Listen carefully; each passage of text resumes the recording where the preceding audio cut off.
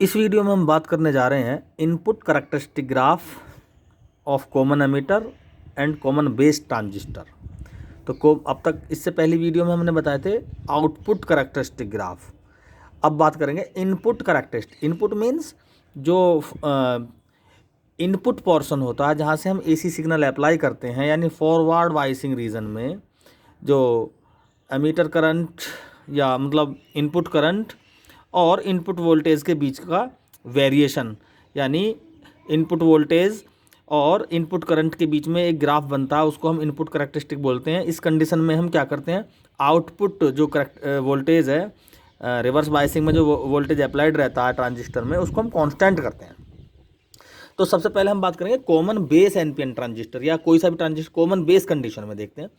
Common base में देखो, base ये बेस है और ये कॉमन है एमीटर और कलेक्टर के बीच।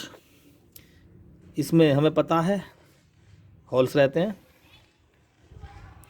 और ये रिवर्स बायसिंग में है तो यहाँ पर ऑब्वियसली डिप्लेशन लेयर ज़्यादा होगी, और फॉरवर्ड बायसिंग में चूँकि डिप्लेशन लेयर थी तो यहाँ पर इस बायसिंग ने इस डिप्लेशन लेयर को डिक्रीज़ कर दिया, फॉरवर्ड करंट को फ्लो करा दिया। हमें पता है जब VEB सिलिकॉन के केस में 0.7 इलेक्ट्रॉन वोल्ट इसका डिप्लेशन लेयर होती है, 0.7 इलेक्ट्रॉन वोल्ट उसकी वैल्यू है। जब तक इस इनपुट बैटरी की वैल्यू इससे कम रहेगी तब तक इनपुट करंट नहीं फ्लो होगा इसमें, ठीक है, फॉरवर्ड बायसिंग में। जैसे PN जंक्शन डायोड हमने पढ़ाया, उसमें फॉरवर्ड बायसिंग में हमने करैक्टरिस्टिक ग्राफ बनाया था। सेम उसी तरह से देखो 0.7 तक तो कोई भी VEB कितना ही बढ़ा लो, जब तक इसकी वैल्यू 0.7 से कम रहेगी तब तक ये इनपुट करंट इसमें कोई फ्लो नहीं होगी। जैसे ही ये वैल्यू 0.7 से पार होगी VEB की, तो इसमें तुरंत ही ग्राफ इस तरह से करंट का फ्लो होगा, ठीक है, IE इंक्रीज़ होगा। तो मैंने मान लिया कि भाई 0.7 वाले कंडीशन को पार करते के साथ ही ये मैंने मान लिया 0.7 इलेक्ट्रॉन वोल्ट, 0.7 वोल्ट का पॉइंट ये है, ठीक है। और जो वोल्टेज है, आउटपुट वोल्टेज कांस्टेंट है, -2 वोल्ट मैंने मान लिया। -2 वोल्ट पर मैंने कांस्टेंट कर रखा है इसको, VCB को। ये क्या है, VCB common base volt collector base voltage है ये, ठीक है। तो ये है -2 वोल्टेज पर इसका graph input characteristic forward biasing की तरह, बिल्कुल PN जंक्शन डायोड में फॉरवर्ड बायसिंग में जैसा होता है वही इसमें ग्राफ बना।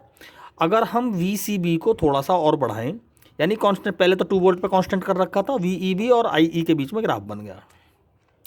अब हम चूँकि आउटपुट जो वोल्टेज कलेक्टर बेस वोल्टेज को कांस्टेंट रखते हैं 2 वोल्ट पे, तो ये ग्राफ आया।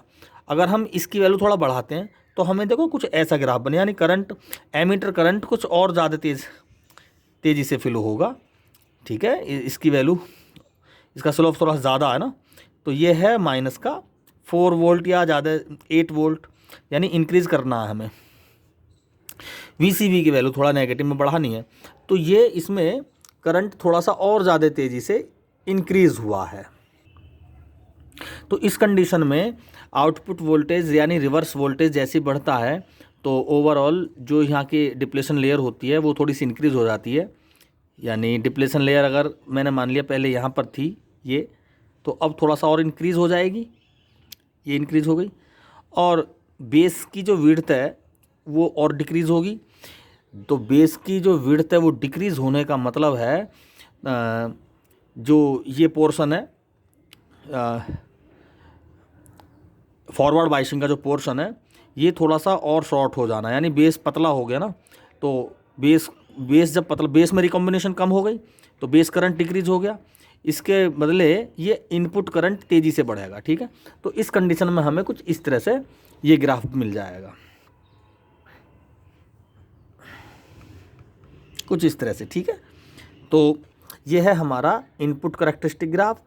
अगर हम output characteristic input common ammeter के केस में बात करें तो कॉमन अमीटर में भी हम VCE को कांस्टेंट रखेंगे और VEB और बेस करंट के बीच में हम इनपुट ग्राफ बनाएंगे, इनपुट करैक्टरिस्टिक ग्राफ बनाएंगे, यानी बेस करंट और VEB के बीच में। तो वही जो सिलिकॉन के लिए 0.7 इलेक्ट्रॉन वोल्ट तो कम से कम चाहिए ही, नहीं तो करंट कोई फ्लो नहीं होगा। तो हमने मान लिया कि 0.7 इलेक्ट्रॉन वोल्ट पर करंट स्टार्ट हुआ किसी VCE की कांस्टेंट वैल्यू पर, यानी रिवर्स किसी कांस्टेंट रिवर्स वोल्टेज पर। तो हमने मान लिया ये ग्राफ बना कुछ इस तरह से बना, फॉरवर्ड बाइसिंग की तरह ग्राफ बना। और ये हमने मान लिया 0.7 इलेक्ट्रॉन वोल्ट का पॉइंट ये है। क्लियर? हमने मान लिया 15 वोल्ट पर हमने रखा इसको, रिवर्स वोल्ट को 15 वोल्ट रखा। तो अगर हम 15 वोल्ट से इस VCE को और ज़्यादा इंक्रीज करते हैं, तो जैसी रिवर्स वोल्टेज को इंक्रीज करेंगे तो ये जो यहाँ पर जो रिवर्स बाइसिंग की डिप्लेशन लेयर है वो और बढ़ जाएगी। डिप्लेशन लेयर बढ़ने से बेस की विड्थ और कम हो जाएगी। ठीक है, मैंने मान लिया 15 वोल्ट पर डिप्लेशन लेयर की लाइन यहाँ पर है, ये लाइन। क्लियर? 15 वोल्ट पर अगर हमने